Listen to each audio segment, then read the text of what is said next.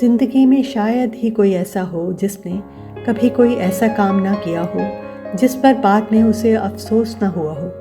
हृदय अक्सर एक भारी बोझ उठाता है, बीती हुई गलतियों का बोझ, और मन में बार बार एक ही बात का घूमते रहना। मन के भीतर जैसे हर वक्त एक संघर्ष चलता रहता है। मैंने ऐसे क्यों कर दिया? मुझसे ये गलती कैसे हो गई? शायद भगवान ने ही ऐसा करवाया होगा। ये उस गलती का बोझ है जिसे आप वापस जाकर सुधार नहीं सकते। इस भावना को अक्सर पश्चाताप कहा जाता है। ये द्वंद्व केवल आपका नहीं है, हर साधक, हर इंसान और हर संवेदनशील हृदय इससे गुजरता है। ज़्यादातर लोग पश्चाताप को दंड समझते हैं और वास्तव में ये दंड नहीं है। पश्चाताप का उद्देश्य आपको भीतर से तोड़ना नहीं है, बल्कि आपको जोड़ना और भविष्य के लिए जागृत करना है। लेकिन जब ये मानसिक स्थिति लंबे समय तक हमारे साथ रहती है तो ये हमारी ऊर्जा को खत्म कर देती है और हमारी सारी खुशियाँ छीन लेती है। हम दो सरल विचारों को समझकर इस बोझ को छोड़ना सीख सकते हैं। पहला, कर्म का नियम, और दूसरा, वर्तमान क्षण की शक्ति। कर्म क्या है? इस विचार को भूल जाइए कि कर्म कोई ब्रह्मांडीय दंड देने वाला तंत्र है। ये सिर्फ कारण और परिणाम, that is cause and effect का नियम है। हम जो कुछ भी करते हैं, बोलते हैं या यहाँ तक कि सोचते हैं, मन से ही किया हुआ विचार भी एक कर्म है, और हर कर्म एक संबंधित परिणाम उत्पन्न करता है। यदि आप आम का बीज बोते हैं तो आपको आम का पेड़ मिलता है। यदि आप किसी पर दया करते हैं तो आपको अक्सर बदले में दया मिलती है। आपके पिछले कर्म, चाहे वे कितने भी अच्छे या बुरे हों, वे बीज थे जिन्होंने आपकी वर्तमान स्थिति को बनाया है।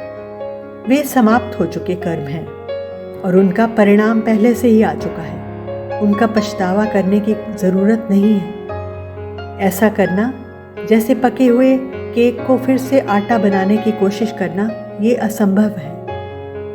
पश्चाताप अतीत को बदलने की एक दर्दनाक इच्छा है। अतीत को बदला नहीं जा सकता, ये सारी ऊर्जा खत्म कर देता है। पश्चाताप से आगे बढ़ने का एकमात्र तरीका है आप अतीत के परिणाम को स्वीकार करें और तुरंत अपना ध्यान वर्तमान कार्य अर्थात अपने नए कर्म पर केंद्रित करें। इस बदलाव में 3 व्यवहारिक कदम शामिल हैं।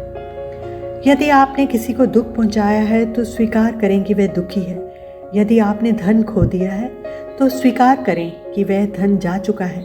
ये स्वीकृति ही पुराने कर्म चक्र का अंतिम आवश्यक चरण है। यदि आपका पिछला कर्म बुरा था तो आपका नया कर्म अच्छा होना चाहिए। यदि आपने दर्द दिया है तो आपका नया कार्य किसी और के लिए सेवा या दया होनी चाहिए।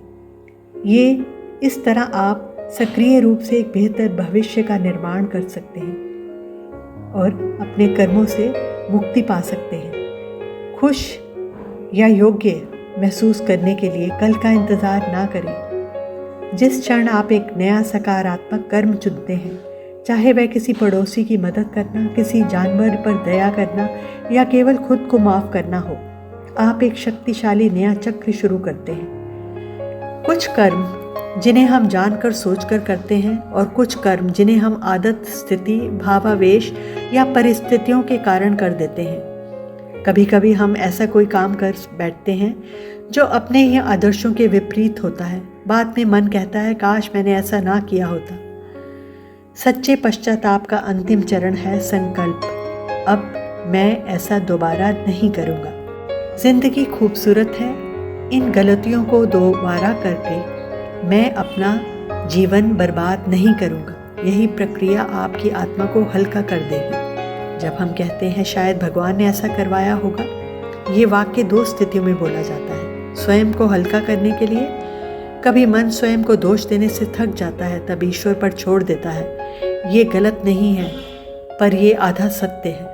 कभी कभी सचमुच घटनाओं में ऐसा क्रम होता है जो हमें किसी बड़ी सीख, परिवर्तन या जागृति की ओर ले जाता है और हम कहते हैं वो गलती करना हमारे लिए उचित था, इससे हमने बहुत कुछ सीखा। दुख, सुख, सही, गलत, गलती, सुधार, सब किसी अदृश्य योजना का हिस्सा भी हो सकते हैं। श्री सत्य साई बाबा कहते थे, भगवान तुम्हारे कर्मों को बदलने नहीं आते, वे तुम्हें बदलने आते हैं। इसका अर्थ ईश्वर कर्म करवाते नहीं, ईश्वर कर्मों के परिणामों में छिपे संदेशों के द्वारा हमें विकसित करते हैं। क्या हम गलती भगवान की इच्छा से करते हैं? हम कर्म के मालिक हैं, फल ईश्वर पर निर्धारित है, ताकि हम आगे बढ़ें, गिरे नहीं। मनुष्य के भीतर एक ऐसी मधुर, शांत और दिव्य आवाज़ होती है जिसे हम अक्सर अंतरात्मा, सहज बुद्धि या ईश्वर की आवाज़ कहते हैं। जब मन शांत होता है, जब भावनाएं स्थिर होती हैं, जब हम भीतर की चुप्पी को सुनते हैं, तभी ये आवाज़ स्पष्ट सुनाई देती है। ये आवाज़ कभी ज़ोर से नहीं बोलती, ये आदेश नहीं देती, ये डांटती नहीं, बस हल्के से संकेत देती है। रुक जाओ, सोच लो, ये ठीक नहीं है, ऐसा करोगे तो उसके परिणाम जान लो। और जो व्यक्ति आत्मा की इस आवाज़ को सुनना सीख लेता है, वह कई गलतियों, कई आवेशों, कई अप्रिय कर्मों से पहले ही बच जाता है। गलती के बाद मन 3 रास्ते चुनता है। मैं बहुत बुरा हूँ, ये आत्मविनाश की शुरुआत है। दूसरा, चलो हो गया छोड़ो, इससे विकास रुक जाता है। तीसरा, भक्ति और सुधारण का मार्ग, हे भगवान मुझसे ये त्रुटि हुई, मुझे सुधार दीजिए, मुझे सही दिशा दिखाइए और मुझे क्षमा कर दीजिए, मैं अब सही मार्ग पर जाना चाहता हूँ। इससे आपके मन का और कर्म प्रभाव का बोझ हल्का हो जाएगा। पश्चाताप को प्रार्थना में बदल दीजिए। जब मन कहे मैंने ऐसा क्यों कर दिया, तो उसे ये कहकर शांत करें, मैं सीख रहा हूँ, मैं बदल रहा हूँ। जब मन कहे ऐसा भगवान ने करवाया होगा, तो भीतर से उत्तर दीजिए, भगवान ने मुझे इससे कुछ सिखाना चाहा है। पश्चाताप शक्ति बन जाता है। भगवान हमारे पीछे खड़े होकर ये नहीं देखते कि हम गिरे या नहीं, वे ये देखते हैं कि हम गिरने के बाद उठने का साहस रखते हैं या नहीं। इसीलिए कभी खुद को कोसिए मत, गलती को पहचानिए, सीख लें और आगे बढ़ें। यही कर्म का सत्य और यही पश्चाताप का सौंदर्य है और यही भगवान की लीला का गहन तत्व है। पश्चाताप वही करता है जिसकी आत्मा पहले से ही ऊंची उठ चुकी हो। हर कोई पश्चाताप नहीं करता।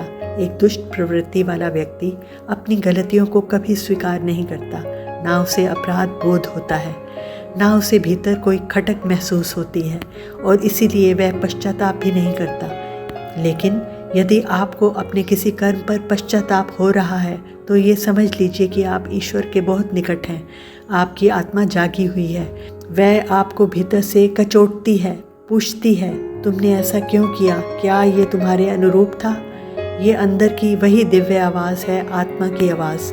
और जो इस आवाज़ को सुनता है, उसी का हृदय पिघलता है, उसी के भीतर परिवर्तन की अग्नि जागती है, उसी के कदम सही राह की ओर मुड़ते हैं, उसी का भविष्य उज्जवल होता है, उसी के दुख दूर होते हैं और उसी पर प्रभु की हमेशा कृपा और अनुग्रह बना रहता है। इसलिए पश्चाताप कमज़ोरी नहीं, बल्कि इस बात का प्रमाण है कि आप सही मार्ग पर हैं।